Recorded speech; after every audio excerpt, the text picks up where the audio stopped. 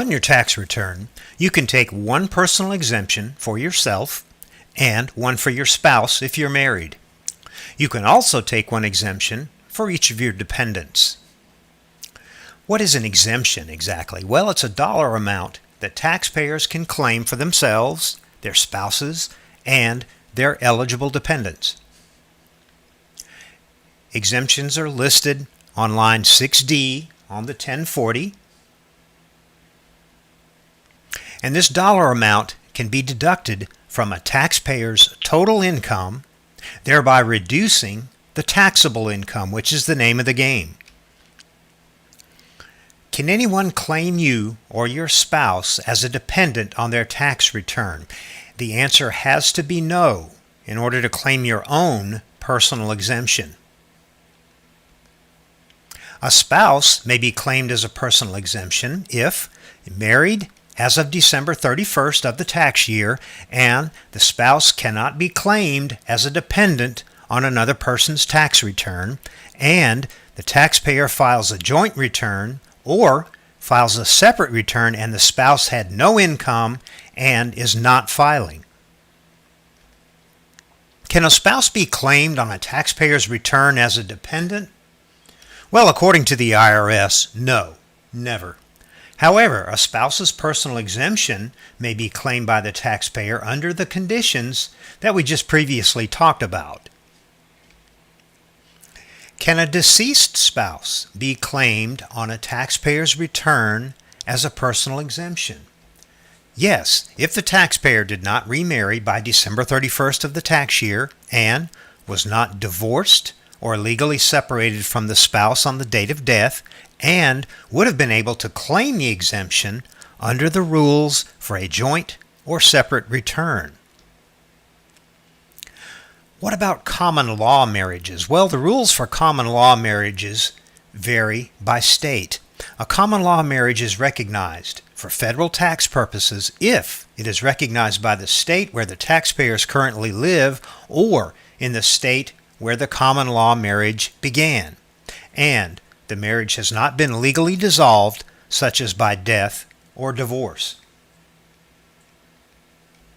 Now let's talk about dependents for a moment. Despite attempts by the IRS to clarify whether or not someone qualifies as a dependent, today's complex living arrangements often raise questions as to just whom can be claimed on your tax return. There are now two classes of people who can qualify as dependents: qualifying children and qualifying relatives. Now let's look at the distinctions between the two. A dependent is your qualifying child or qualifying relative if you claim an exemption for a dependent. That dependent cannot claim his or her own personal exemption. Makes sense? Now there's 4 tests to be a qualifying child. You know how the IRS loves their tests. First, the relationship test.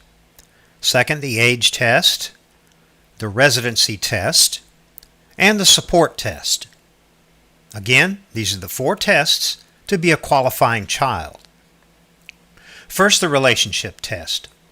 The child must be your son, daughter, stepchild, eligible foster child, adopted child, or a descendant of any of them. In other words, a grandchild. Or your brother, sister, half-brother, half-sister, stepbrother, stepsister, or a descendant. For example, niece or nephew. The age test. The child, again, we're talking about the qualifying child test now.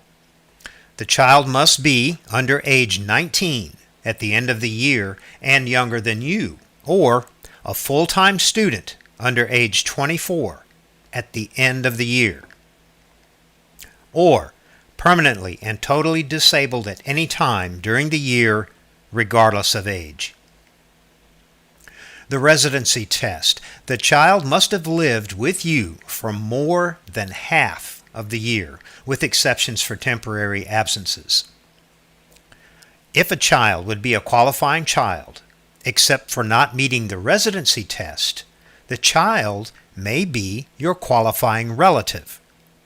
If the child doesn't live with you but lives in Canada or Mexico and meets the gross income test and the support test, the child could be your qualifying relative. Finally, the support test. The child cannot have provided more than half of his or her own support for the year. Support expenses can include food, lodging, clothing, education, medical and dental care, recreation, transportation, and ordinary and necessary expenses to live. Support expenses that are excluded: scholarships received by a dependent, taxes, life insurance premiums. Now, there is a special test for a qualifying child of more than one person. Sometimes a child meets the relationship, residency, and support tests to be a qualifying child of more than one person. However, only one person can actually claim the child as a qualifying child and take all of the tax benefits.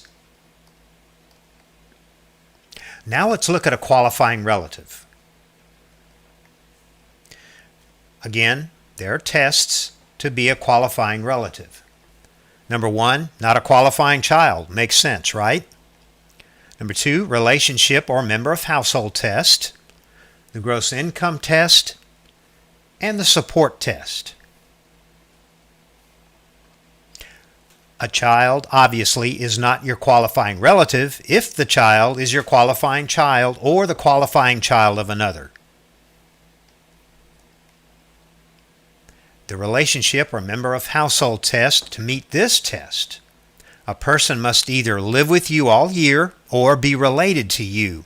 For example, child, grandchild, brother, sister, father, mother, grandparent, niece, nephew, uncle, aunt. And take note, a cousin can only be claimed as a dependent if he or she lived with the taxpayer all year. Next, the gross income test. To meet this test, a person's gross income must be less than the amount of the dependency exemption, $4,050 for tax year 2016.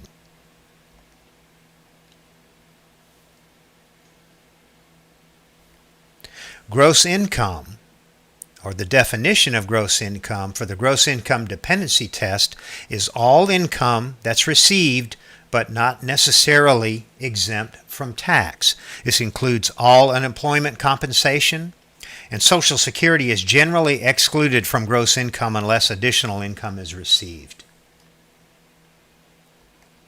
And finally, the support test. You must provide more than half of the person's total support for the calendar year to satisfy this test.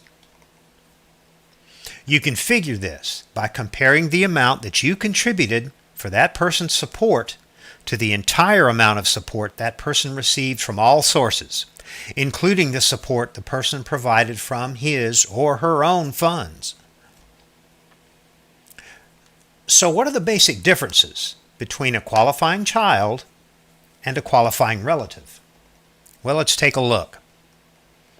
Qualifying child, the filing status can be head of household for the taxpayer. Same for the qualifying relative. In the qualifying child column, taxpayer receives an exemption. Same for the qualifying relative. The qualifying child can qualify for the education credit. Same for the qualifying relative. Child care credit. The qualifying child is eligible for this. Same for the qualifying relative. However, only the qualifying child is eligible for the earned income credit. We'll talk about this credit in a later module. And only the qualifying child is eligible for the child tax credit. And again, we'll talk about this credit later on.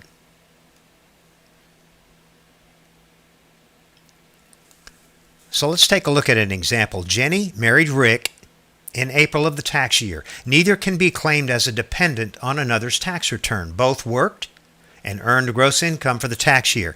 Can they claim both of their personal exemptions on their joint tax return?